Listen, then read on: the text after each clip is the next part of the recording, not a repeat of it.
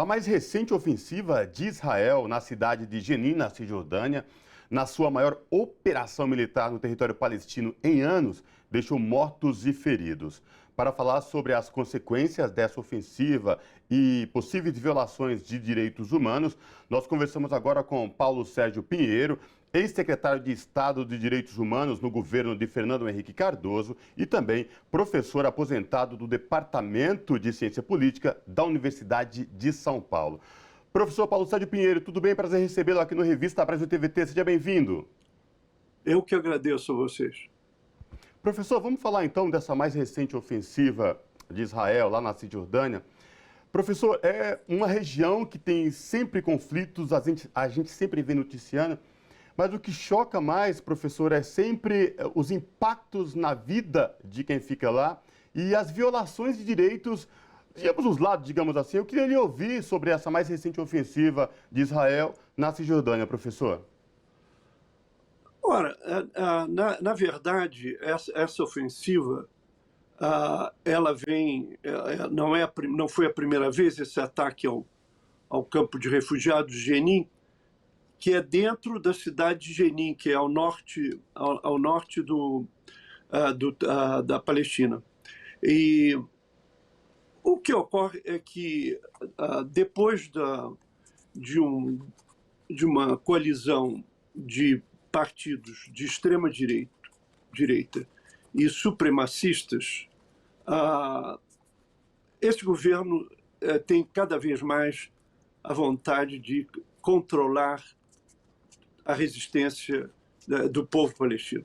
Porque é preciso não se esquecer que esse ataque ocorre num contexto de 75 anos de existência de Israel e quase 60 anos depois de 1967, quando o Estado de Israel decidiu controlar o território palestino.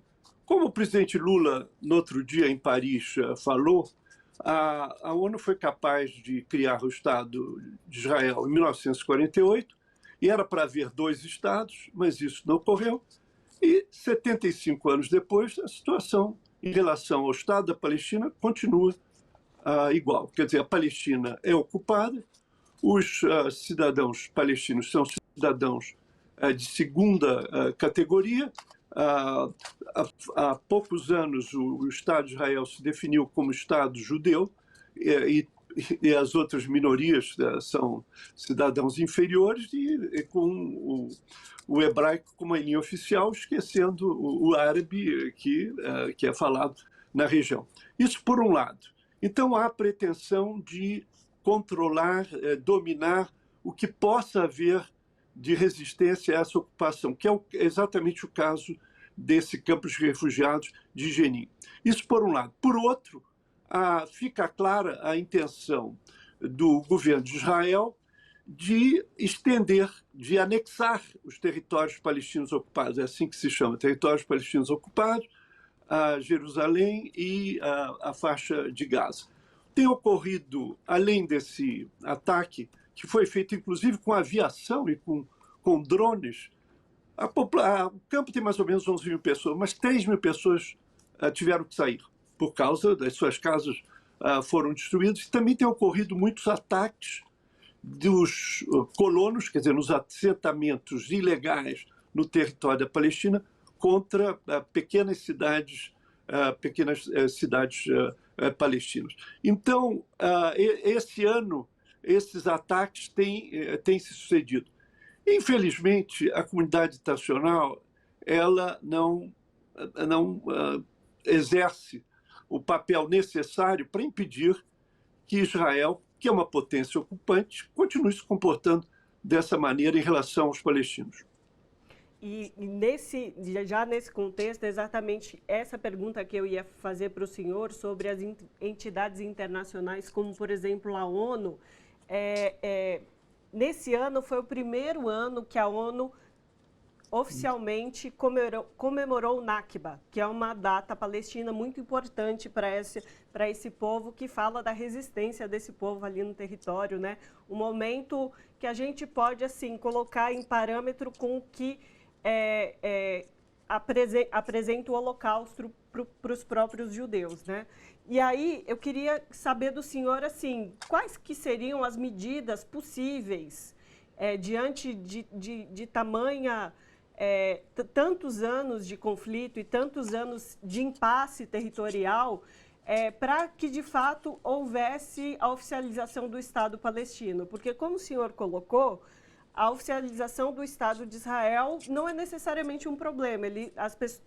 Os países, inclusive, já o tratam assim.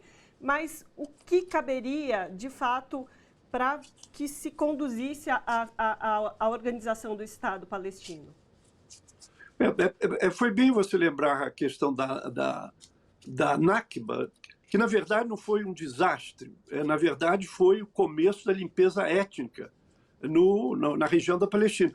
Porque um dos mitos de Israel é que era uma terra vazia e que primeiro houve uma declaração no iniciozinho do século XX, um lord inglês, Balfour, deu essa declaração que a Palestina deveria servir para abrigar os judeus. E, em 1948, sob a presidência de Oswaldo Aranha, ministro das Relações Exteriores brasileiro, até hoje o Brasil abre a Assembleia da ONU especificamente por causa dessa questão.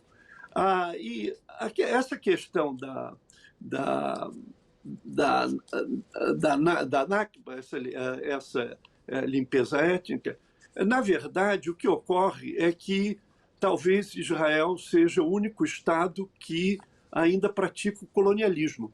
Porque outros Estados que nós conhecemos hoje, como a Austrália, como a Nova Zelândia, Portugal, nas chamadas províncias ultramarinas, por grande pressão internacional, nos anos 60, comício dos anos 70, esses restos de dominação colonial desapareceram. Mas na Palestina continua essa dominação colonial, quer dizer, essa ocupação desde 67. No que diz respeito à ONU, o Conselho de Segurança tem feito, desde 48, logo depois da criação de Israel, uma série de resoluções.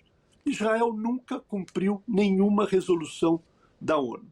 Hoje há vários órgãos da ONU, por exemplo, a minha colega, a relatora especial para os territórios palestinos ocupados, ela faz relatórios anuais. O último que ela fez, ela sublinha que o que ocorre em Israel é um apartheid. É o domínio de um grupo étnico sobre outro. Outras entidades internacionais, como a Anistia Internacional e a Human Rights Watch, que são nossas conhecidas, também reconheceram a situação da Palestina como os palestinos submetidos ao Estado de apartheid. Mais ou menos o que ocorria na África do Sul. O que pode ser feito? Em primeiro lugar, eu falo sobre os meus colegas, porque, na verdade, os intelectuais, eles não deixam de esclarecer essa situação. O debate sobre a questão da Palestina nas universidades brasileiras é pífio, é quase não existente. E o arcebispo Desmond Tutu, se esses intelectuais estão preocupados com direitos humanos, o Desmond Tutu dizia que a defesa dos direitos humanos do povo palestino é uma tarefa mundial, é tarefa para todos os países. Quer dizer, você não pode aqui lutar contra o autoritarismo do Bolsonaro e Israel, todo mundo fica calado sobre um governo de extrema direita que quer implantar uma teocracia e consolidar a colonização. O que pode ser feito? O que pode ser feito é especialmente a pressão da sociedade civil sobre os governos.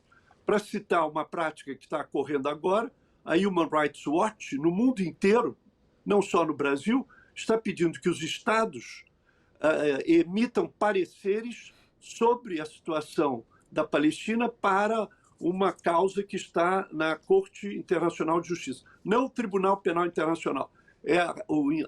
A antiga corte foi criada em 1919 em que o caso da Palestina está sendo discutido. Então, esse é um exemplo formidável de uma entidade internacional que convida os Estados a se posicionarem, da mesma maneira que todos os Estados, quase todos os Estados no mundo, se posicionaram contra o apartheid na África do Sul.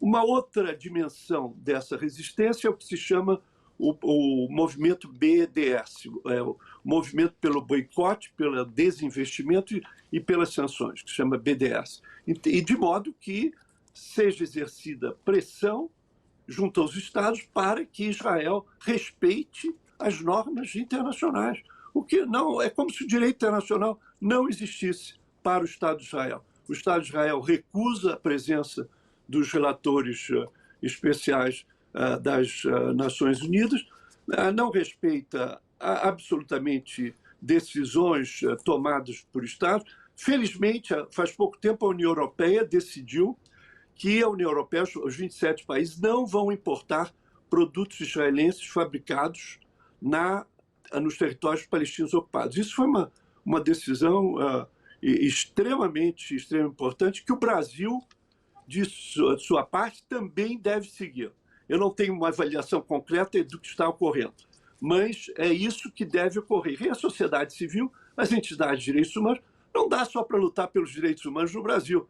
Você tem que lutar também onde há uma crise terrível desse colonialismo que persiste na ocupação da Palestina. E, professor, o senhor trouxe um dado muito importante, que é essa questão das resoluções da ONU e do Conselho de Segurança, que Israel simplesmente ignora. E no atual momento que o governo de Israel passa por turbulências com o governo de extrema-direita de Benjamin Netanyahu, e o que nos chega, nos soa, que toda vez que Netanyahu sente-se pressionado, os escândalos começam a aparecer, ataca os campos de refugiados palestinos, tira o foco da discussão, e aí essa discussão, quando o senhor traz de direitos humanos, quando a gente fala isso, tem que ser ampla e geral, e a discussão tem que seguir à risca o que diz a Organização das Nações Unidas. E parece que Israel simplesmente ignora por completo as resoluções da ONU. É isso mesmo, professor? Exatamente. Não houve eu não digo que algumas, não, nenhuma resolução do Conselho de Segurança, que é o órgão máximo político das Nações Unidas, Israel não respeita, não pôs em prática. Temos que levar em conta que, algo que eu não comentei, que o Estado de Israel é uma potência nuclear e talvez um dos estados com o exército mais bem organizado e moderno. Para citar de novo o presidente Lula, porque eu gostei demais da fala, foi o único entre os 44 chefes de Estado que resolveu mencionar Israel com base numa outra posição que é do Brasil faz tempo, sem falar do governo do inominável, que isso foi um parênteses, é que hoje o Conselho de Segurança não reflete a realidade geopolítica no mundo. Como disse o presidente, o Conselho de Segurança reflete uma situação do pós-guerra, da Segunda Guerra Mundial. Hoje, os estados que se desenvolveram como o Brasil, como o México, como a Argentina, para falar só na América Latina, deveriam ter uma representação maior no órgão onde se tomam as decisões chaves. E justamente porque esse órgão máximo não representa a realidade da comunidade internacional hoje, que as suas resoluções podem ser desrespeitadas. Então, é preciso também que haja essa reforma. Não só essa imposição de transparência sobre o Estado colonial, que é Israel, o mito de uma democracia. A democracia não está nem funcionando para os próprios israelenses, que não se preocupam a mínima com a Palestina, mas esses movimentos extraordinários contra o Bibi Netanyahu, o primeiro-ministro, querendo esvaziar todo o papel dessa Corte Suprema. Diga-se de passagem que essa Corte Suprema apoiou tudo em relação à Palestina, mas em relação aos próprios cidadãos de primeira classe israelenses, hoje há inúmeros protestos. Então, é absolutamente necessário que essa luta pelos direitos humanos seja consequente. Perfeito, professor. Conversamos com Paulo Sérgio Pinheiro, que é ex-secretário do Estado de Direitos Humanos no governo de Fernando Henrique Cardoso e professor aposentado do Departamento de Ciência Política da Universidade de São Paulo, a USP. Professor, é sempre importante a sua participação aqui, essa pontuação do povo quanto ao povo palestino é fundamental. E toda a análise que o senhor traz aqui para a gente é de extrema importância. Não, eu fico muito grato, porque também nós nos podemos sentir confortáveis, porque essa é a política do governo brasileiro, de defender os direitos humanos e o direito à existência do Estado palestino. Portanto, os intelectuais tem uma base sólida, porque temos um governo que retomou essa posição depois do escândalo dos 4 anos de extrema-direita. Muito obrigado, foi um prazer conversar com vocês. Abraço, professor. Abraço, professor. Um abraço, obrigado.